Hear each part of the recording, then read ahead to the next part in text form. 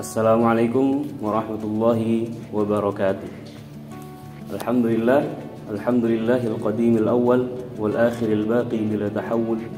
Thumma salatu wassalamu sarmada ala an-nabiy khairi man qad wahhada wa ala alihi wa sahbihi wa man tabi' sabila dinil haqqi ghayra mubtadi'. Bismillahirrahmanirrahim. Alhamdulillahil alamin, kita masih diberikan kesempatan untuk hidup di bulan Ramadan kali ini, agar bisa memaksimalkan bulan Ramadan kali ini untuk lebih baik dari bulan Ramadan sebelumnya, dan semoga kita bisa mengambil dan memetik hasil dari kebaikan di bulan Ramadan kali ini. Amin ya rabbal alamin. Baraya sekalian,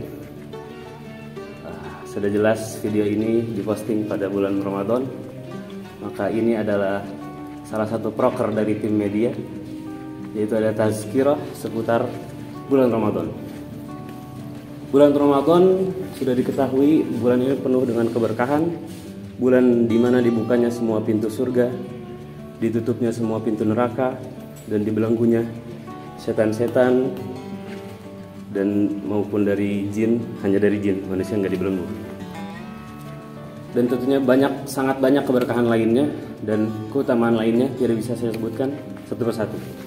Tapi kali ini saya cuma mau mengingatkan soal satu perkara yang sering kali kita abai pada bulan ini. Ketika disebut bulan Ramadan, langsung terbesit dalam benak kita itu cuma satu hal biasanya, saum, puasa kan, ya satu hal berarti, yaitu menahan lapar.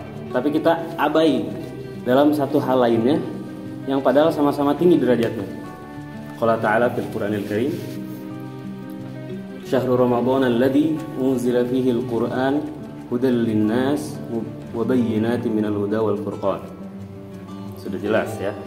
Satu perkara itu yang kita sering abai adalah Al-Qur'anul Karim, di mana bulan ini adalah bulan diturunkannya Al-Qur'an ke sama'id dunya.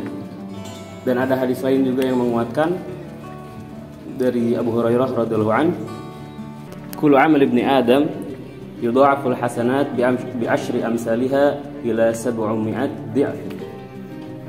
Semua amal anak cucu Adam itu dilipat gandakan dari 10 sampai 700 kali lipat kebaikan. Bisa kita bayangkan, satu huruf saja dalam Al-Qur'an itu ada 10 kebaikan. Man qara'a harfan min kitabillah falahu hasanah wal hasanatu bi asyri amsalha. Ada 10 nih ya. Dan paling minimal aja itu bisa dilipatkan 10. Oh, ada suara bom. Mohon maaf sedikit ada noise ya. Karena sedang ada jihad di depan situ. Dikali 10. 10 kebaikan kali 10 paling minimal. Bisa jadi sampai 700 kali lipat. Dan apalagi kalau di malam Lailatul Qadar dikali 84 tahun lamanya. Sudah maka jelas turunlah keterangan tentang Nabi SAW dalam Sahih Bukhari dari Ibnu Abbas radhiyallahu an, kana Rasulullah ajwadan nas wa kana ajwad ma yakun fi Ramadan hina yalqahu Jibril wa kana Jibril yalqahu fi kulli lailatin min Ramadan fayudarisuhul Qur'an. Diriwayatkan dari Ibnu Abbas radhiyallahu an bahwasanya Nabi sallallahu alaihi wasallam adalah orang yang paling lembut perangainya, paling indah budi pekertinya, paling mulia sifatnya. Maka ketika datang bulan Ramadan itu bertambah-tambah lagi kemuliaan-kemuliaan beliau, bertambah-tambah lagi kelembutan dari perangainya dan segala kebaikannya. Terkhusus ketika Jibril alaihissalam datang kepada beliau untuk mengajarkannya tentang Al-Quran. Maka ulama sepakat bahwasanya bulan Ramadan ini tidak bisa dipisahkan dengan Al-Quranul Karim. Dan wajib bagi setiap muslim atau harus untuk setiap muslim yang akan menemui bulan Ramadan itu memiliki agenda yang dimana kita berinteraksi dengan Al-Quran di situ. Kenapa ya? Karena Nabi saja punya agenda sendiri untuk berinteraksi dengan Al-Quran pada bulan Ramadan.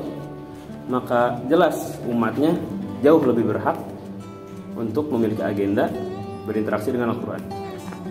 Bagaimana cara berinteraksi dengan Al-Quran? Tidak lain tidak bukan dengan membacanya.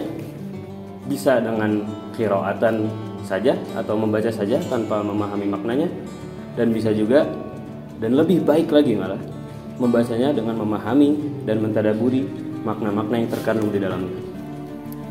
Membacanya saja sudah mendapat begitu banyak kebaikan, seperti hadis-hadis yang sudah disebutkan tadi. Dan apalagi alangkah baiknya ya kalau kita itu bisa memahami dan mentadaburi isi Al-Quran itu. Karena saya yakin kita semua di dunia ini punya masalah. Kita semua ini punya masalahnya masing-masing. Dan yakinlah bahwa jawaban yang paling terbaik itu ada di dalam Al-Quranul Karim. Ya. Saya mungkin kasih contoh, ada kisah seorang influencer, saya namanya Bang Fuad Naim. Dia ya diketahui lah dulunya bukanlah seorang yang taat beragama. Beliau dulu seorang yang cukup tersesat, bisa dibilang. Malah temannya ada yang ngira dia bukan Islam, karena jarang sholat dan lain-lain. Tapi suatu ketika Allah menakdirkannya untuk di tengah malam dia membuka mushaf Al-Quran dan random pilih satu ayat, dan ketika itu pula Allah melembutkan hatinya. Dan ayat apa itu?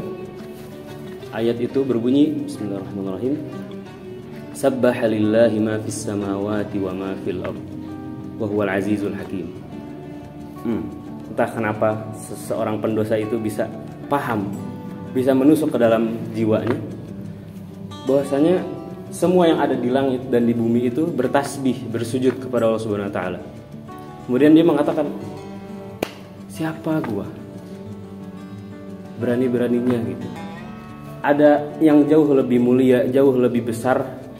Kan di ayatnya juga umum disebutkan semua yang berada di langit dan di bumi bertasbih kepada Allah. Nah, gua siapa?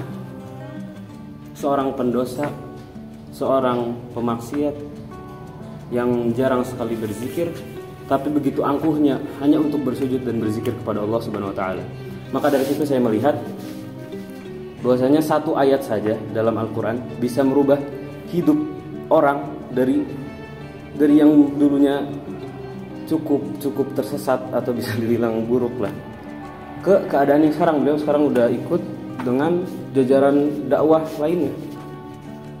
Satu ayat saja dalam Al-Quran. Maka bagaimana dengan ayat-ayat lainnya? Sedangkan di Quran ada sekitar 6.200, koreksi kalau salah, mohon maaf, saya belum nge-search soalnya. Ada begitu banyak mutiara dan intan dalam Al-Quran lain, dalam Al-Quran.